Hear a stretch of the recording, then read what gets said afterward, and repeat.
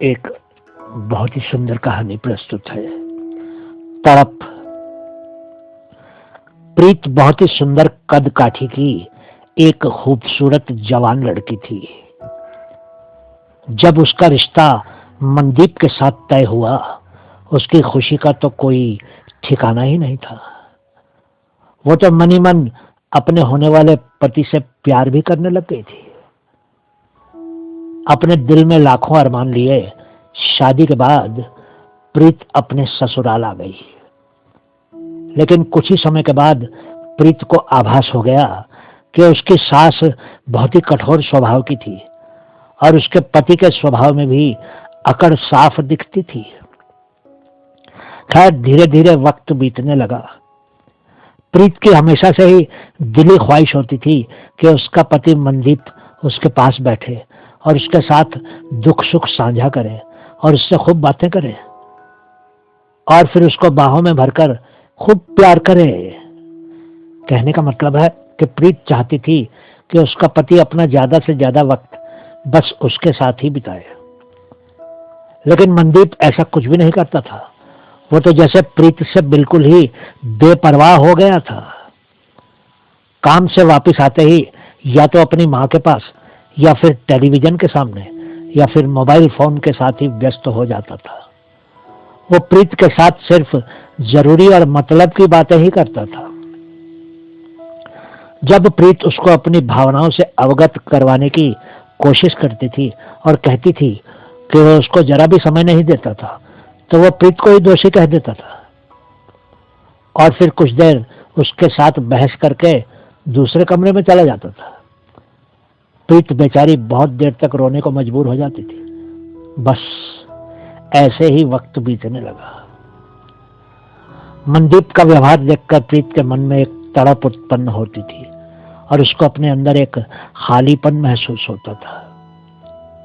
आगे 4 वर्षों में उनके 2 बच्चे भी हो गए, लेकिन प्रीत और मनदीप के बीच वो नजदीकी नहीं हो सकी जो 2 प्यार करने वालों के बीच होती है। इसी तरह कई वर्ष बीत गए और प्रीत को अपना अंदरूनी खालीपन बढ़ता सा महसूस होने लगा। प्रीत को सर दर्द, डिप्रेशन और अन्य कई बीमारियों ने घेर लिया, लेकिन मनदीप इन सब से बेखबर प्रीत से दूर अलग ही अपनी दुनिया में रहता था। वक्त के साथ दोनों बच्चे बड़े हुए और उनकी भी शादियां हो गई। बेटा अमेरिका जाकर वहीं का हो गया और बेटी अपने ससुराल चली गई। अब प्रीत और मनदीप घर में अकेले रह गए थे। सास भी कुछ वर्ष पहले दुनिया से जा चुकी थी। घर में दोनों अकेले थे, लेकिन फिर भी दोनों अलग अलग कमरों में बैठे रहते थे। अगर उनको आपस में कोई बात करनी होती थी तो मोबाइल के मैसेज के माध्यम से बात करते थे। उस दिन 55 वर्ष की प्रीत उदास पलंग पर लेटी कमरे की छत को निहार रही थी। मनदीप सुबह की सैर करने बाहर गया था। तभी प्रीत को मोबाइल पर मनदीप का एक मैसेज मिला। प्रीत ने जब उस मैसेज को खोलकर पढ़ा तो वह हैरान हो गई। प्रीत, आज मुझे अपने अंदर से यह आभास हुआ है कि मैंने आज तक तेरे साथ बहुत ही बुरा और रूखा व्यवहार किया है, इसलिए आज तक हम दोनों दिल से एक नहीं हो सके। तूने तो मुझसे सिर्फ प्यार ही मांगा था और मैं आज से हम दोनों इकट्ठे जिंदगी जिएंगे। तू अब जल्दी से नाश्ता तैयार कर ले। आज दोनों साथ बैठकर ही नाश्ता करेंगे। मैं बस घर आ ही रहा हूं। पढ़ने के साथ ही प्रीत हंसने लगी। फिर वो बहुत जोर से हंसने लगी। उसने जल्दी से नाश्ता तैयार करके मेज पर सजा दिया और खुद एक कुर्सी पर बैठ गई। मनदीप ने आकर पीछे से ही उसको अपनी बाहों के घेरे में समेट लिया।